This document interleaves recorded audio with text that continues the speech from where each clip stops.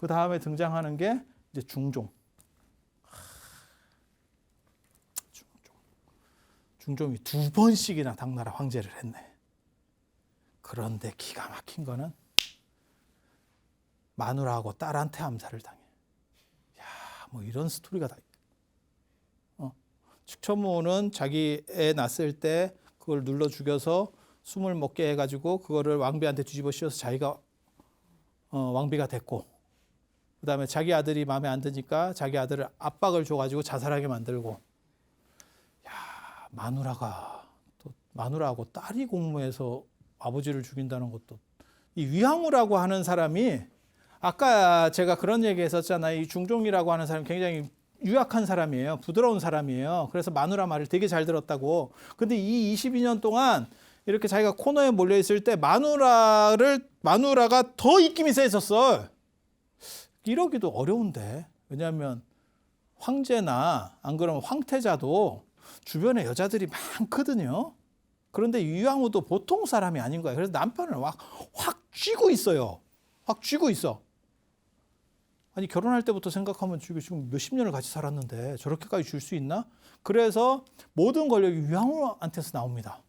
그런데 이 양반이 이게 선을 넘었어. 위항우가 선을 넘었어. 이거는 하면 안 되거든. 측천무도 바람은 폈지만 그거는 남편이 당 고종 이치가 죽은 뒤에 바람을 폈어. 이해가 됩니까?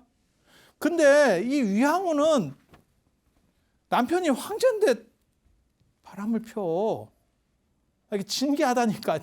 진짜 진기하다니까. 이게 역사를 보고 있으면 세상에 이런 일이 가능한가. 세상에 황후가 바람 피는 데가 어디서. 근데 그 황후가 누구랑 바람 피냐면 무삼사라고, 이게 측천무 무시잖아요, 지금. 무삼사라고 측천무 조카예요. 그때 이제 측천무 세력이 굉장히 강력했었으니까 측천무가 죽고 나서도 세력이 유지되는 거죠. 그리고 안락공주가 이 위항우의 7번째 딸이에요. 7번째 딸인데 이 무삼사의 아들하고 결혼한다고. 근데 이 둘이 또 짝이 맞아요. 짝이 맞아. 엄마랑 이 딸이랑 짝이 맞아. 그래서 저 무삼사랑 바람 피는 게 꼬리가 밟혔어요. 그래서 이제 아무리 남편이 유약하고 마누라 말을 잘 들어줘도 이거 너무한 거 아니오? 이제 이렇게 나오는 거지. 그러니까 안 되겠다 싶어가지고 남편을 독살합니다. 남편을 선제 공격을 해서 독살을 해버려. 그렇게 해서 죽이고, 이 과정에서 그 전에 남편이 죽기 전에 무슨 사건이냐면 이중준이라는 이게 저 중종의 아들이에요. 중종의 아들인데 저 위항우 아들은 아니고. 근데 이 안락공주 입장에서는 또 뭐가 있냐면 자기가 황태녀가 되겠대.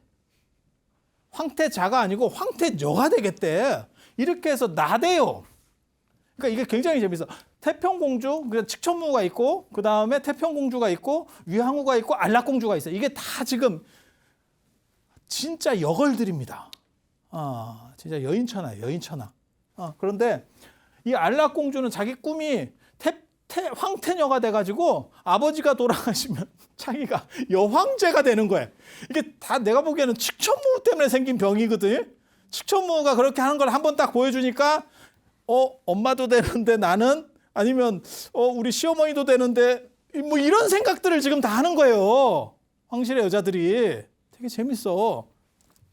그렇게 해서 황태녀가 되려고 하니까 이 이중준이 순서를 보면 내가 황태자인데 뭐 저런 게 다 있노? 이렇게 해서 얘가 무슨 행동을 하냐면, 이 무삼사하고 무승훈이 누구냐면 안락공주 남편이에요. 그거를 먼저 군사를 동원해서 저 집안을 도륙을 해버립니다. 싹 죽여버립니다. 싹 죽이니까, 그런데 이게 성공을 못해요. 그래서 이 세력들을 원래 제거하고 자기가 원래는 황태자가 되려고 했는데 결국은 이 세력한테 꺾이면서 얘네가 죽죠. 그리고 이 무삼사하고 바람핀 게 나중에 이제 사건이 터지면서 결국 중종을 독사시켜요. 그래서 이 둘이 권력을 가지게 되는데, 이 둘이 이제 권력의 핵심인데, 여기서 이제 생각해 보면, 그러면 이 사람은 뭐 하고 있을까를 생각하면 이제 재밌어. 이 사람하고 이제 충돌하겠는데, 그래서 이렇게 둘이서 하면서 자기 아들을 세워. 자기 아들을. 그게 당상제라고, 이중무예요. 15살짜리인데 15살이면 예전 15살이면 사실 괜찮은 나이입니다. 요즘 15살하고 틀려요. 예전 15살이면 지금 20살 이상이라고 보셔야 돼요. 그래서 좀 그런데 애가 약간 떨어지는가 봐. 그래서 엄마가 시켜놓고 이제 섭정을 하는 거예요. 얘가 아직 20살이 안 됐으니까 이러면서 이제 위향후가 직접 측천무처럼 행동을 하는 거예요. 자기 아들 세워놓고 그렇게 했더니 야 이거 좀 이제 문제가 있다라고 생각하는 거죠. 그래서 그리고 이걸 세우자마자 이게 710년에 얘를 세웠는데 그래서 얘는 제대로 된 황제가 아니에요. 그래서 7대, 8대, 9대로 넘어가지 얘가 8대가 되는 게 아니에요. 그래서 얘는 잠깐 하다가 끝났는데 그래서 자기 아들을 위향후가 황제로다가 세워놓고 처음 한 게 뭐냐면 예종. 예종이 황제를 했던 사람이니까 저 사람의 어떻게 보면 지분이라고 하는 게 있잖아요. 그러니까 그걸 죽이고 태평공주하고 요게 신룡정변의 주체 세력이거든요. 그러니까 이쪽 세력도 상당히 크거든. 그러니까 요 둘을 제거하려고 시작을 해요. 제거해서 내가 다 먹겠다. 다 먹겠다. 라고 했는데 그 당시 친위군에 누가 있었냐면 이윤기가 있습니다. 이윤기가 예종 아들이에요. 이 사람이 이윤기가 누구냐면 당현종입니다. 당현종. 친위군이 뭐라고 생각하시면 되냐면 요즘으로 말하면 대통령 경호대 상당히 센 겁니다. 우리 그런 거 있었잖아요. 예전에 박정희 대통령 때 뭐 차지철 뭐 이런 거 생각하시면 돼요. 아니면 뭐 비서실이라고 하기는 좀 그렇지. 그래서 황실에 아무튼 군대를 관리하는 게 저 당현종 이윤기의 권한이에요. 그런데 그 세력만 갖고는 위향후하고 안락공주 세력을 이길 수가 없대. 그래서 또 누구를 쑤셨냐면 이윤기가 누구를 쑤셨냐면 태평공주를 쑤십니다. 그렇게 해서 이 이윤기랑 태평공주랑 예종이 한 팀이고 그 다음에 위향후하고 안락공주가 한 팀이고 이렇게 붙은 거예요. 그런데 위향후 쪽이 사실은 저 이중무를 세워놓고 조금 오래 했으면 이 이중무를 세워놓고 좀 오래 했으면 제가 보기에는 위향후 쪽이 이겼을 수도 있어요. 그런데 황제로 세워놓자마자 가장 강력한 라이벌을 죽이려고 하니까 저쪽에서 이제 저쪽도 가만히 서서 죽을 수는 없잖아요. 서서 죽는 게 아니고 앉아서 죽을 수는 없잖아요. 앉아서 죽을 수는 없잖아. 그리고 자기 다 레이더들이 있거든요. 세력들이 어느 정도 큰 세력들인데 지금 이게 쉽게 얘기해서 그렇지 그 당시 당나라가 장안에만 100만이고 수도권까지 치면 200만이 있고 전 세계 최강 국가에다가 최고 도시예요. 지금 거기서 벌어지는 암투라고 보시면 돼요. 쟁탈전이에요. 그래서 이 둘이 힘을 합쳐서 예종은 사실은 조금 약간 또 바지저고리예요. 그래서 중종하고 예종은 엄마한테 당해서 그런지 모르겠는데 굉장히 이렇게 좀 떨어진다기보다도 굉장히 부드러운 사람들이에요. 아무튼 시키면 시키는 대로 하고 뭐 이렇게 그래서 이제 나중에 결국은 얘네가 이겨요. 그걸 당융정변이라고 합니다. 당나라에서 이윤기가 정변을 일으켰다? 아니 그거 아니고 당융이 그 당시 연호예요. 연호. 그러니까 앞에 들어가는 건 신룡정변, 당융정변 그러면 다 연호입니다. 그때 일어난 그 연호 기간에 일어난 정변은 이제 쿠데타잖아요. 어떻게 보면 그렇게 해서 얘네가 이기고 이 두 팀이 이기고 연합팀이 이기고 이쪽을 날려버렸죠. 안락공주하고 위향후 팀을 날려버렸죠. 그리고 나서 자기 아버지를 보위에 올려요. 보위에 올려. 그런데 또 일단 이기고 나니까 이 둘이서 또 싸웁니다. 이 태평공주도 진짜 대단하다니까. 지금 몇 번이에요. 여기 한 번 했지. 여기 지금 신룡정변에 가담했지. 그래서 어머니 날리는데 가담했고 그 다음에 지금 위향후 세력 날리는데 당룡정변 가담했고 그리고 이제 딱 보니까 이윤기를 날려야 된다고 생각하는 거예요. 이윤기까지 날렸으면 자기도 측천무처럼 나올 수 있는 제가 보기에는 구조가 만들어져. 그렇게 해서 이윤기를 날리려고 했는데 이윤기가 누구라고 제가 얘기했냐면 현종이라고 그랬잖아요. 그러니까 우리는 알지. 현종이 이겼으니까 왕제가 됐겠지. 그 얘기는 뭐냐면 날리려고 했으나 실패 안타깝지. 그래서 여성 세력들이 되게 재밌어요. 측천무 그다음에 위항우 이거를 측천무가 정치를 잘했다라고 하는 거는 저 같은 사람 판단이고 중국 사람들은 여자가 나대는 걸 굉장히 싫어해요. 암탉이 울면 집안이 망한다. 뭐 이런 식으로 생각. 그 서경에 나오는 얘기예요. 상서에 나오는 얘기예요. 그 주역에도 나오는 얘기고. 그래서 그런 얘기들을 하는 사람들이니까 저 여성이 저렇게 서댔잖아. 지금 4명이 서댄 거잖아요. 측천무, 그 다음에 위항우, 그 다음에 태평공주, 안락공주. 야, 이게 진짜 대단하지. 그렇게 4명이 서대서 굉장히 좀 짜증이 나. 그래서 그걸 무위의 화라 그래요. 무측천과 위항우의 화. 이게 재앙이었다. 라고도 얘기를 해요. 그런데 정치적으로는 저때 굉장히 잘 됐었고 그 다음에 측천무 시절 때 실제로 반란군이 일어나거든요. 하지만 일반 민중들이 반란에 가담하지 않습니다. 왜? 측천무가 정치를 잘해서 일반 민중들이 훨씬 살기가 나아졌거든. 그래서 저때가 장나라가 떡상할 때 떡상. 그리고 이 시기에 측천무부터 이러한 시기에 뭐가 나오는 거냐면 이쪽에 화엄종 나오고 측천무 시절에 화엄종 나오고 그 다음에 나중에 이제 당현종 때 다음 시간쯤에나 할 거예요. 저 밀교의 3대사 나오고 뭐 이러면서 불교가 굉장히 발전하고 선종은 이제 따박따박 움직이기 시작하는 거고 이렇게 그래서 연결되기 시작하는 건데 그래서 이윤기 제거 실패 후 그다음에 또 예종이 또 엄마가 물러나래도 물러나는데 아들이 물러나래도 물러날.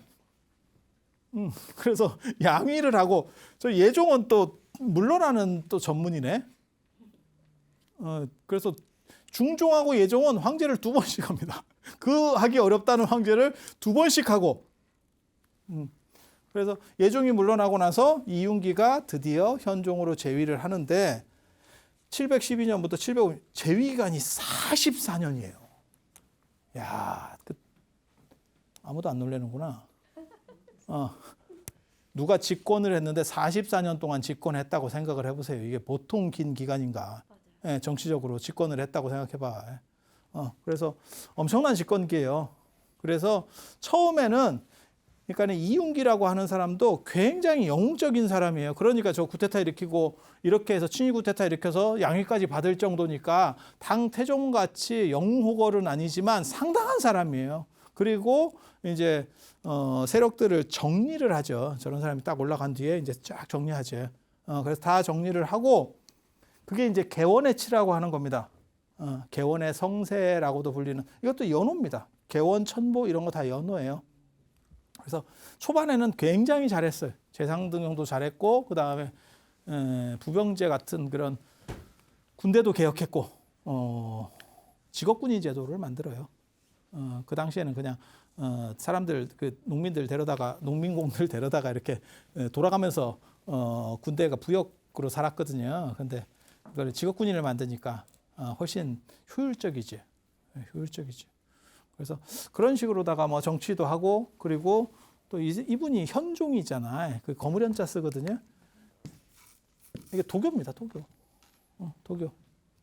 그렇게 해서 도교적인 부분에 약간 있다 보니까 불교적인 부분들도 어느 정도 개혁하고 이때만 해도 불교가 굉장히 세력이 커요. 그래서 그걸 약간 좀 정리도 하고 뭐 이렇게 해서 괜찮아졌어요. 사실은 굉장히 괜찮아졌어요. 그리고 이때가 당이 어떻게 보면 이 개원연간이 당의 가장 난숙기, 가장 성세 중에서도 정점을 찍는 그런 상황이라고 보시면 돼요. 그래서 당태종과 측천무 시대에는 쫙 떡상하는 시절, 그리고 정점을 찍은 게 저 개원연간이에요.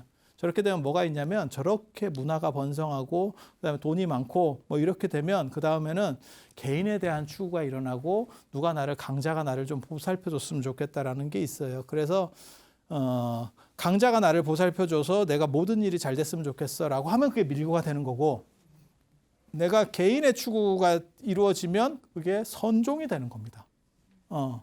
내 스스로 자기의 정체성을 밝히고 그 다음에 내면에서 뭔가 행복을 찾아보겠다. 그러면 선. 그런 거 말고 그냥 의식을 통해 갖고 뭐 어떤 작법을 통해서 그러니까 그런 거죠. 내가 살을 빼려고 하는데 운동을 열심히 해서 내가 다이어트를 하겠다. 라고 하면 운동이나 식단 조절을 통해서 다이어트 하겠다. 그럼 선. 약이나 수술을 하겠다. 그럼 밀교. 둘 다 가능한 얘기를 지금 하고 있는 거예요. 자, 둘 중에 어느 게 더 인기가 있을까? 식이요법과 그다음에 운동을 통해 살을 빼는 거하고 약이나 수술 안 그러면 뭐 이런 걸 통해 살을 빼는 어느 게 더 좋을 것 같아요? 누구든지 생각해 보면 합리적인 거는 운동과 식이요법인데 이게 더 쉽죠. 이게 더 쉽죠. 아니, 그렇지 않아요? 그래서 밀교가 번성하기 시작해요. 밀교가 번성하기 시작해요. 그렇게 보시면 돼요. 선은 이거보다 조금 뒤에 더 크게 시작해. 그게 이제 안사에 난 이유가 되면, 그리고 돈이 많고 이러면 이러한 의식이나 이런 것들이 굉장히 화려해져요. 그래서 딱 보고만 있어도 사람이 굉장히 멋있고 막 이렇게 빨려 들어가는 것들이 있어. 그런데 나중에 안사의 난을 기점으로 당나라가 이렇게 꺾이기 시작하는데 그러면 황폐화되거든요. 거기서는 교종이라든지 이런 밀교같이 작법하고 이러면 이게 다 돈이잖아요. 일종의 장엄을 해야 돼. 내가 법당을 하나 짓는데 진짜 뭐 장엄스럽게 해서 이게 뭐 법당 한 채 짓는데 원래는 뭐 한 1억이면 되는데 100억을 들여서 눈이 돌아가게 만들어. 그런 게 작법의 힘이거든요. 장엄의 힘. 그러면 진짜 신신나고 좋아. 하지만 돈이 많이 들지. 그런데 안사의 난 때문에 한번 싹 쓸려버리고 나면 그때는 그런 걸 할 수가 없죠. 그러면 내 안을 조절하는 것밖에 없죠. 그래서 선이 떡상하기 시작해요. 선불교가. 그리고 나중에 이제 회창범난 일어나면 당나라 말에 당무종의 회창범난이 일어나면 교종이 초토화됩니다. 교종이 초토화되는 사건이 벌어져요. 정치 권력에 의해서. 그건 나중에 얘기를 또 해드릴 거예요. 그러면 선이 이제 쫙 선은 올라오기 시작하는 거고, 그러니까는 당나라 문화가 완숙하고 그 다음에 돈이 많고 막 이렇게 됐을 때는 오히려 밀교가 먹어줬다더라. 화려하고 귀족적이고 멋스럽고 뭐 이런 것들. 그래서 네가 이 돈만 얼마 정도만 딱 내면 내가 이런 작법들을 해서 의식을 해주면 네가 곧 부처님하고 일촌 된다. 일촌. 좋기는 한데 딱 들어보면 저게 될까? 뭐 이런 생각이 드는데 사람은 의외로 그런 걸 잘 선택해요. 아까 제가 말씀드렸잖아요. 다이어트에 있어서 가장 중요한 건 식이요법과 운동이지만 실제로 사람은 그거보다도 수술, 시술, 그다음에 어떤 약을 먹고 뭐 이래가지고 이걸 조금 뭐 흡수를 줄인다는 둥 뭐 이런 쪽에 오히려 왜 그게 쉽거든. 그거는 돈만 들이면 되는 거고 이거는 쇠가 빠지게 해야 되는 거죠. 다르죠. 그래서 개원의 치 때 정치를 잘해요. 이 양반이 초기에 정치를 잘하는데 너무 잘했지. 그래서 안정이 되고 이제 라이벌이 없는 거죠. 라이벌이 없지. 그래서 이제 사람이 약간 건너문 거죠. 그래서 이 천보연간이 되면 혼란해지기 시작해요. 그리고 이제 집안으로는 뭐가 있냐면 이 무해비를 되게 현종이 좋아했거든요. 무해비를. 그런데 이 무해비가 죽습니다. 무해비라고 하는 여자가 죽어요. 이게 이제 또 스토리가 또 재밌는 이야기가 많은데 무해비의 네 번째 아들이 이모인데 이모 아니고 진짜 이모 아니고 고모 이모 아니고 이모인데 쟤를 황태자로 만들려고 무해비가 작업을 해요. 그래서 황태자하고 황제의 아들 둘을 엮어가지고 반란 혐의로 엮어서 이걸 보냅니다. 결국 다 자결 명령이 떨어지고 해서 걔네들 죽거든요. 거기까지는 성공을 하는데 저 무해비를 너무너무 마음에 들어 했기 때문에 현종 입장에서는 마음에 들어 했기 때문에 그 얘기를 다 들어줘서 했는데 나중에 문제가 되는 게 뭐냐면 이 무해비가 자꾸 그 황태자가 꿈에 나오고 생시에 보인대. 그래서 이 양반이 이제 사람이 미쳐가는 거예요. 점점점. 아마 그 죄책감이나 뭐 이런 것 때문에 그랬겠지. 그렇게 해서 결국 이 무해비가 죽어요. 무해비가 죽어. 그때 이제 노국공주를 잃고 공민왕이 방황하는 것처럼 이런 상황이 되거든요. 그때 왜 그런 거 있잖아요. 뭐 환승이별 뭐 이런 거. 이성은 이성으로서 치유한다. 그 반려동물이 죽었을 때는 반려동물로 치유한다. 뭐 이렇게 해서 그때 새로운 여자가 등장을 하는데 그게 양귀비입니다.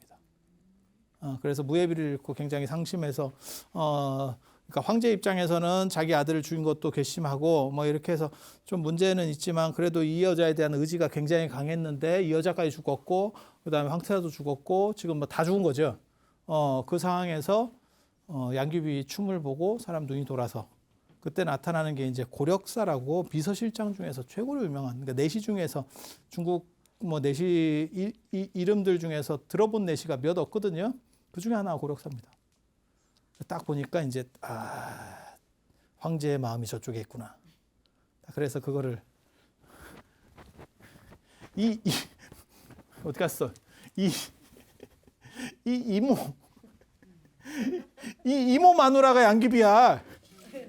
이 이모 마누라가 그래서 17살에 양귀비가 이모하고 결혼을 했는데 그게 이제 무예비한테는 사남이고 저 현종한테는 18남인데 18번째 아들인데 이렇게 되니까 얘 보기가 굉장히 어려워요. 마누라를 이렇게 했는데 그게 되겠어? 그래서 그 중간 과정으로 이제 도관으로 잠깐 보냈다가 이렇게 신분 세탁을 해서 왔는데 그래서 얘는 그 돌싱이에요. 뭐 이렇게 뭐 몰라 그게 가능한지 어쩐지 그렇게 해서 했대.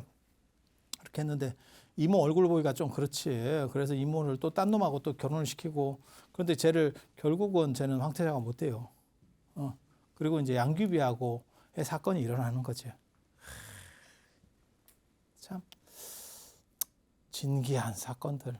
그래서 그런 일들 사실 이게 좀 자세히 얘기하면 되게 재밌는데 거기까지는 다 얘기할 정도가 안 되니까 이 정도로 해서 가장 당나라의 황금기 정리하는 걸로 해서 마치도록 하겠습니다. 자, 들어서 감사합니다.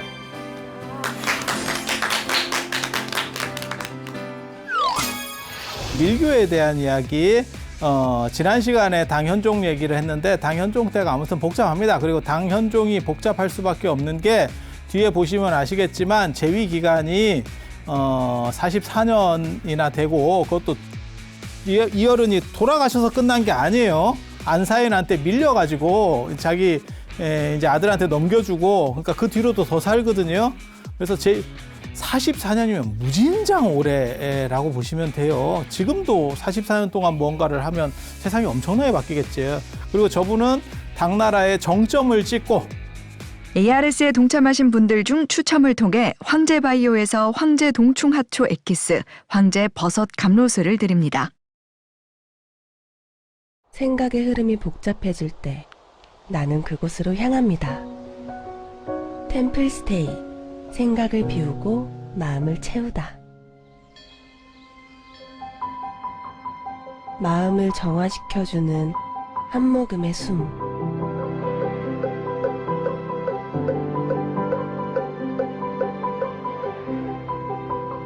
나를 위한 행복여행 템플스테이.